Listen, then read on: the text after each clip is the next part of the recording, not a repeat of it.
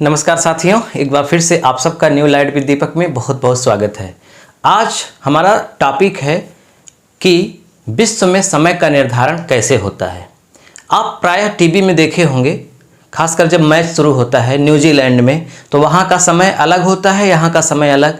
England में 6:30 बज रहा है तो इंडिया में 12 बज गया है, या वहाँ 1 बजा है तो इंडिया में 6:30 बजा है। तो ये फ़र्क क्यों होता है, जबकि इंडिया में यानी कि भारत में ही जम्मू कश्मीर में जो समय है वही तमिलनाडु में है, वही उत्तर प्रदेश में है, वही आसाम, पूरे इंडिया में हर जगह वही समय है।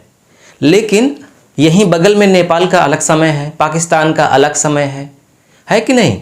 श्रीलंका का सेम समय है लेकिन बांग्लादेश का अलग समय है। इसका रीज़न क्या है?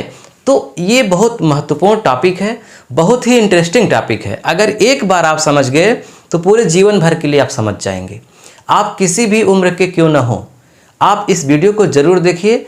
आपको बहुत कुछ नई चीज़ सीखने को मिलेगी। सीखने की कोई उम्र नहीं होती।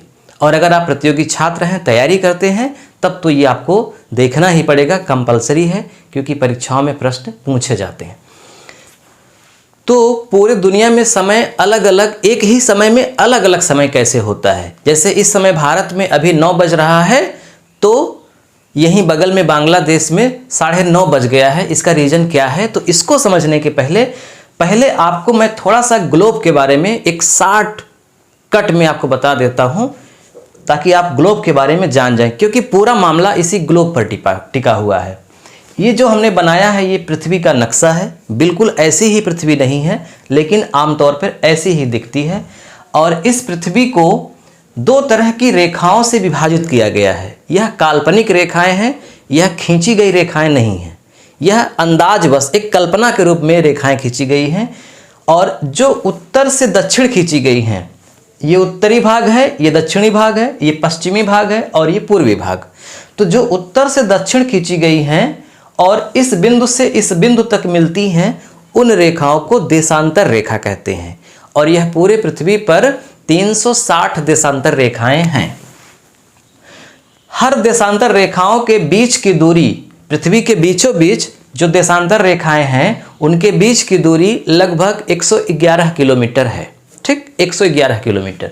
अब आप इधर दक्षिण की ओर जाएंगे या उत्तर की ओर जाएंगे तो इनके बीच की दूरी घटती जाएगी और एकदम बिंदु पर आ जाएंगे, ध्रुवों पर, तो ये दूरी बिल्कुल शून्य हो जाएगी। ठीक है, तो 360 रेखाएं दक्षिण से उत्तर खींची गई हैं, और जो पश्चिम से पूर्व खींची गई हैं रेखाएं, ये बिल्कुल सीधी होती हैं। इनमें हर जगह बीच की दूरी, 2 रेखाओं के बीच की दूरी 111 किलोमीटर होती है। हर जगह समान होती है। तो इन रेखाओं को अक्षांश रेखाएं बोलते हैं। ठीक, अब देखिए, पृथ्वी के बीचों बीच जो पश्चिम से पूर्व खींची गई है, वो अक्षांश रेखा का नाम है 0 डिग्री अक्षांश। अब इस अक्षांश रेखा का एक और नाम है भूमध्य रेखा, यानी पृथ्वी के मध्य से खींची गई रेखा। इस रेखा के जब हम उत्तर जाएंगे तो इसे उत्तरी अक्षांश बोलेंगे, नीचे आएंगे तो दक्षिणी अक्षांश। अब उत्तरी अक्षांश में 1 डिग्री उत्तरी, 2 डिग्री उत्तरी, ऐसे यहाँ 23 डिग्री, फिर 24 डिग्री, ऐसे ही नीचे 1, 2, 3, तो यहाँ 90 डिग्री उत्तरी अक्षांश हो जाएगा और यहाँ 90 डिग्री दक्षिणी अक्षांश हो जाएगा। यहाँ 23.5 डिग्री अक्षांश रेखा जो खींची गई है उसका नाम कर्क रेखा है, और यह भारत के बीचों बीच से गुजरती है। नीचे जो 23.5 डिग्री अक्षांश रेखा है दक्षिणी, उसका नाम है मकर रेखा, और यह ऑस्ट्रेलिया से होकर के गुजरती है। तो ये हो गया थोड़ा सा चर्चा अक्षांश की। तो 90 ऊपर, 90 नीचे, 90 90 180, और बीच वाली ये 181 अक्षांश रेखाएं हैं। हर 2 रेखाओं के बीच 111 किलोमीटर की दूरी है। तो मानक समय में, यानी कि समय के निर्धारण में, रेखाओं का, अक्षांश रेखाओं का कोई रोल नहीं है। इसलिए हम अक्षांश रेखाओं की चर्चा अब नहीं करेंगे। पूरा रोल है देशांतर रेखाओं का, जो रेखाएं उत्तर से दक्षिण खींची गई हैं। हुआ क्या, पूरे विश्व में एक समय ऐसा था कि अंग्रेजों का शासन था। कहा जाता है कि अंग्रेजों के साम्राज्य में कभी सूर्य अस्त नहीं होता, क्योंकि एक जगह अस्त हो रहा है तो उन्हीं के साम्राज्य में दूसरी जगह उदय हो रहा है ना। तो एक ही समय में हर जगह उनके यहाँ रात भी होती थी, दिन भी होती थी, क्योंकि पूरे दुनिया में उन्हीं का शासन था। तो जब ये निर्धारण करने की बात आई कि पूरे विश्व का एक ही समय होना चाहिए, तभी व्यापार करने में सुगमता होगी। एक जगह से दूसरी जगह जाएंगे तो भी पता चलेगा ना, अब वहाँ का अलग समय, यहाँ का अलग समय, और किस तरह से बनाया गया है, कोई सिस्टम नहीं है, तो दिक्कत होगी। इसलिए पूरे विश्व का एक मानक समय होना चाहिए, जहाँ से पूरे दुनिया के लोग अपनी घड़ी मिलाएं। ठीक, तो अब जो ताकतवर है, जाहिर सी बात है कि वो अपने यहाँ का मानक समय निर्धारण करने की कोशिश करेगा। तो इंग्लैंड, यहाँ पे जो मूल देश है इंग्लैंड, वो यहाँ पे है। तो इंग्लैंड के बीचों बीच से एक रेखा गुजारी गई, खींची गई, उसका नाम है 0 डिग्री देशांतर। तो जो इंग्लैंड के बीच से गुजरती है 0 डिग्री देशांतर, इस रेखा के जब पूरब जाएंगे तो इस हिस्से को पूर्वी देशांतर बोलेंगे, और इसके जब पश्चिम आएंगे तो इसको पश्चिमी देशांतर बोलेंगे। तो अब यहां से चूंकि भारत इधर बसा है, तो जाहिर सी बात है कि पूर्वी देशांतर में भारत बसा हुआ है, और इस रेखा का जो नाम रखा गया वो है 0 डिग्री देशांतर या मानक समय रेखा। तो देखिए, जो 0 डिग्री देशांतर रेखा, इसी को मानक समय रेखा माना गया पूरे विश्व का। अब यहाँ पे लिखा हुआ है GMT, आपने ये नाम सुना होगा। इसका फुल फॉर्म होता है ग्रीनविच मीन टाइम, यानी ग्रीनविच समय, और इसको सरल भाषा में ब्रह्मांड समय कहते हैं। यानी कि पूरे विश्व के समय का निर्धारण 0 डिग्री देशांतर रेखा से होता है। अब ध्यान से समझिएगा, ये निर्धारण कैसे हुआ। तो ये निर्धारण सूर्य से हुआ। सूर्य से का मतलब कि जब इंग्लैंड में सूर्य बिल्कुल दोपहर में होता है, यानी कि दिन निकलने के और दिन डूबने के जो मध्य का समय है दोपहर, वहीं से समय का निर्धारण होता है। यानी उस समय 12 बजता है। दोपहर के आधार पे हम समय का निर्धारण करेंगे। अब देखिए, इस रेखा के पूरब में जब आप जाएंगे तो 1 डिग्री पूर्वी देशांतर मिलेगी, फिर 2 डिग्री मिलेगी। अब चूंकि सबको यहाँ बनाना संभव नहीं है, इसलिए हमने केवल आपको समझाने के लिए 1 डिग्री इधर बना दिया है। तो जब इसके पूरब में जाएंगे तो 1 डिग्री, फिर 2 डिग्री, ऐसे ऐसे ऐसे से भारत के बीचों बीच से 82.5 डिग्री गुजरेगी। फिर और पीछे जब घूम जाएंगे तो ये पीछे वाली रेखा है 180 डिग्री। तो 0 के ठीक उल्टी दिशा में पीछे साइड में 180 डिग्री देशांतर रेखा है। फिर उसके उधर आएंगे तो ऐसे ऐसे होते होते 358 डिग्री, 359 डिग्री, फिर 0 को ही 360 डिग्री माना जाएगा। तो अब ध्यान से समझिएगा, जिस समय इंग्लैंड में यानी कि 0 डिग्री देशांतर पर दोपहर है, 0 डिग्री देशांतर पर क्या है, दोपहर, ठीक उसी समय इसके ठीक पीछे जो 180 डिग्री देशांतर रेखा है वहां रात्रि है। और कैसी रात्रि, मध्य रात्रि। जैसे यहां मध्य दिन है, मध्याह्न है, वैसे वहां मध्य रात्रि है। कहां पे, 180 डिग्री पर, जस्ट 0 के पीछे साइड में। ठीक उसी समय, जिस समय 0 पर दोपहर है, 180 पर रात्रि है, ठीक उसी समय 90 डिग्री पूर्वी देशांतर पर, 90 डिग्री पूर्वी देशांतर मतलब यहां से इधर जहां भी 90 आएगा, देखो यहां 82 है तो 82 के बाद यहां 90 आएगा, बांग्लादेश के बीचों बीच से गुजरेगा। तो वहां पर क्या होगा, वहां पर सूर्यास्त होगा। क्यों होगा, अभी हम आपको समझाते हैं विस्तार से। अभी आप ध्यान रखिए कि 90 डिग्री पर सूर्यास्त होगा, यानी कि बांग्लादेश में और भारत के कुछ हिस्सों में दिन डूब जाएगा।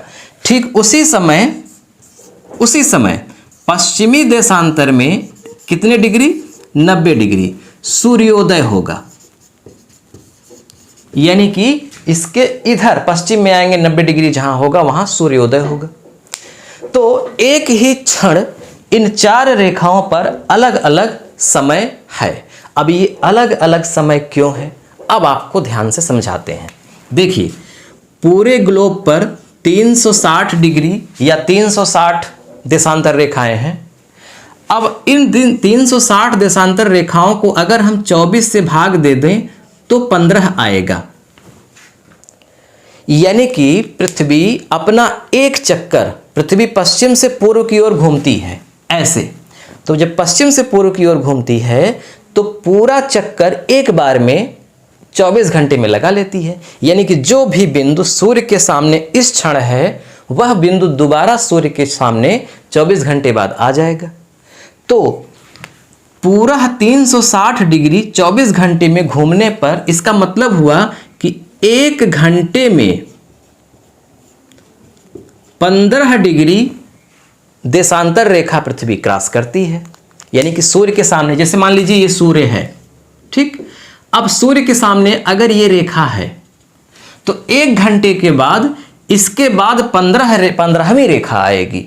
इसका मतलब ये हुआ कि अगर 4 मिनट कर दिया जाए तो 1 डिग्री रेखा गुजरती है, क्योंकि 15 चौको 60। तो अब आप ऐसे याद रखिए, जब यहां से यहां तक या यहां से यहां तक की दूरी तय करनी हो सूर्य को या पृथ्वी को, अब एक क्षण के लिए मान लीजिए कि सूर्य स्थिर है, वैसे सूर्य भी चक्कर लगाता है किसका, आकाशगंगा का, लेकिन अब एक क्षण के लिए मान लीजिए कि सूर्य स्थिर है और पृथ्वी ही चक्कर केवल लगा रही है।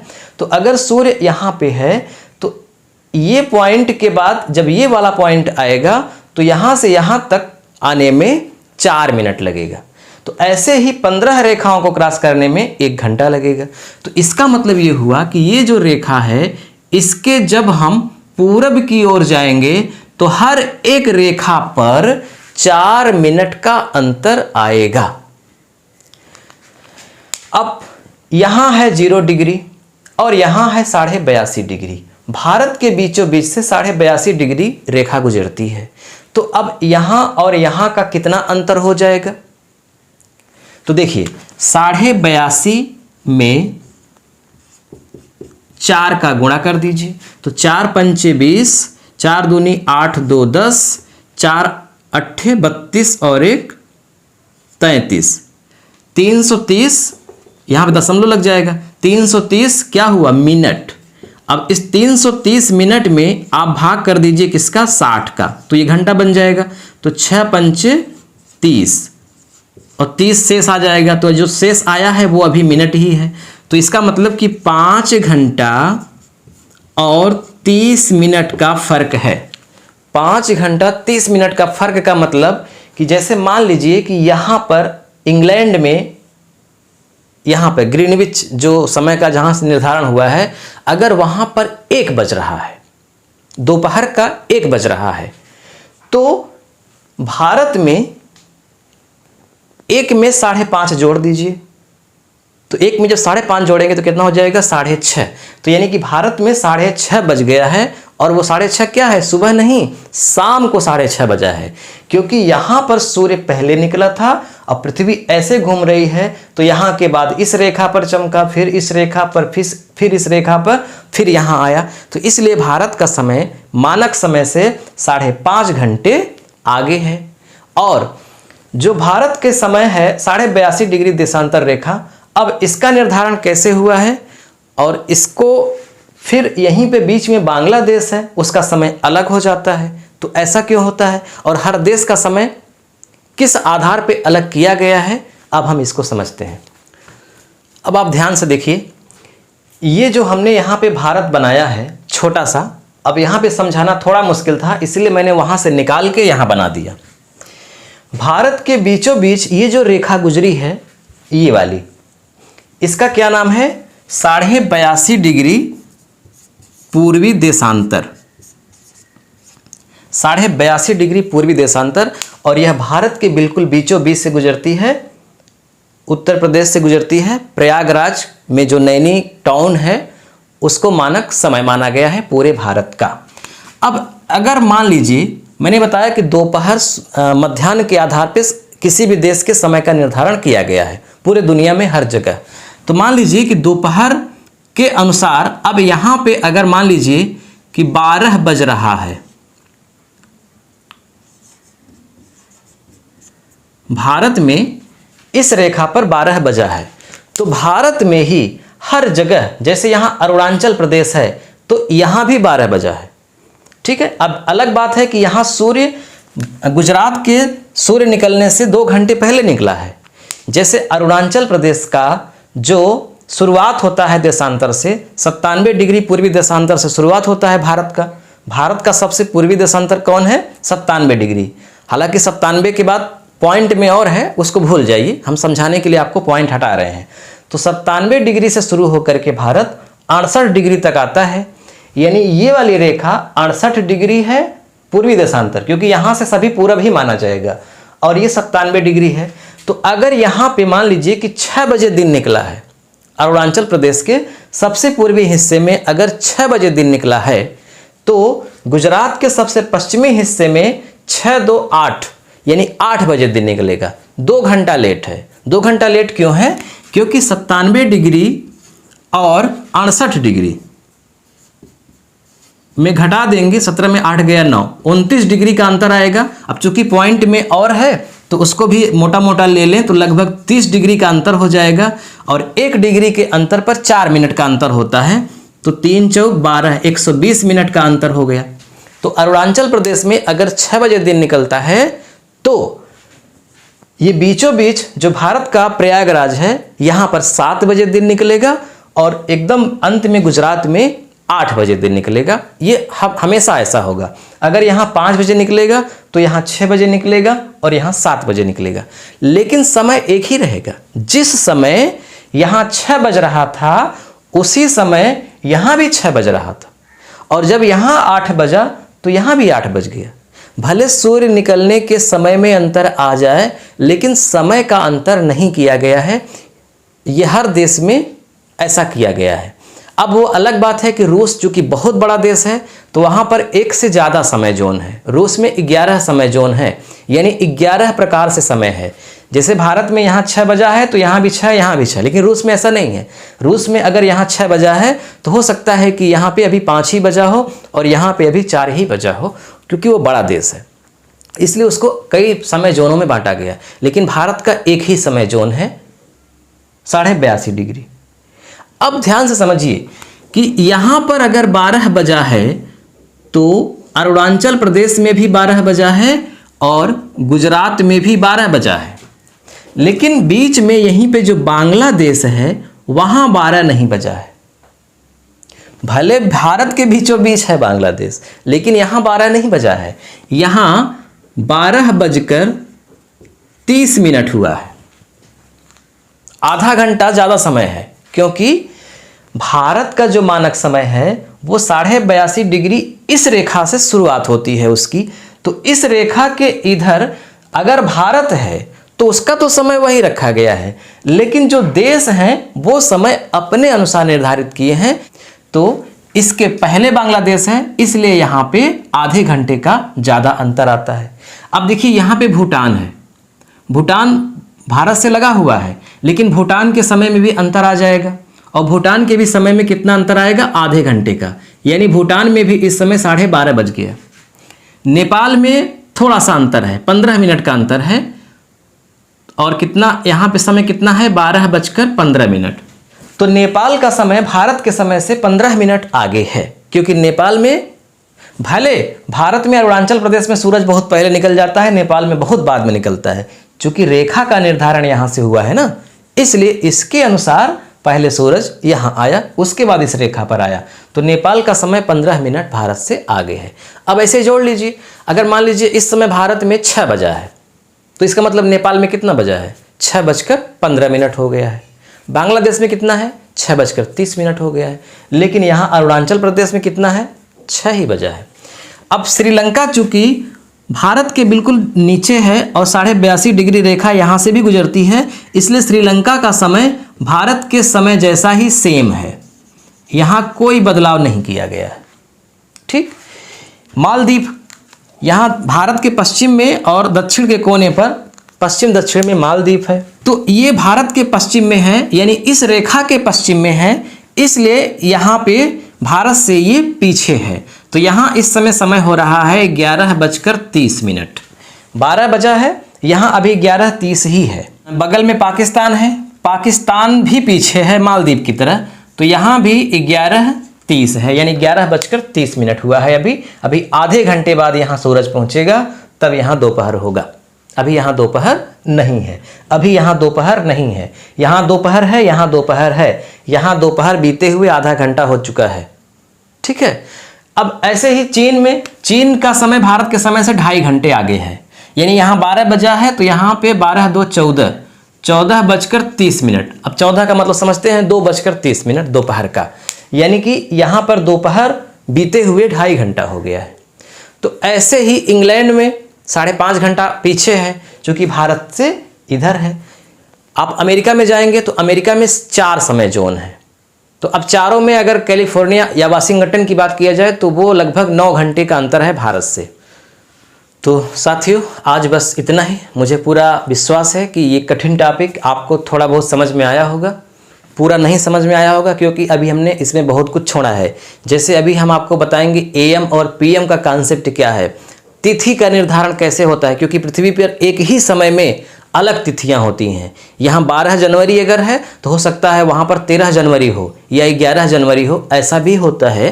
तो ये जब भी पूरा आप कॉन्सेप्ट समझ जाएंगे तब आप इसको अच्छे से समझ पाएंगे। तो आज जो हमने समझाने की कोशिश किया वो समझ में आया कि नहीं, ये बात बताइएगा कमेंट के माध्यम से। और वीडियो कैसा लगा ये भी कमेंट करिएगा। पहली बार देख रहे हैं तो चैनल को सब्सक्राइब कर लीजिए, घंटी भी चालू कर लीजिए, ताकि जैसे ही कोई नया वीडियो अपलोड करें वो आपके पास पहुँचे। और नेक्स्ट वीडियो जब डालेंगे तो वो एएम पीएम और तिथियों का निर्धारण कैसे होता है इस पर डालेंगे।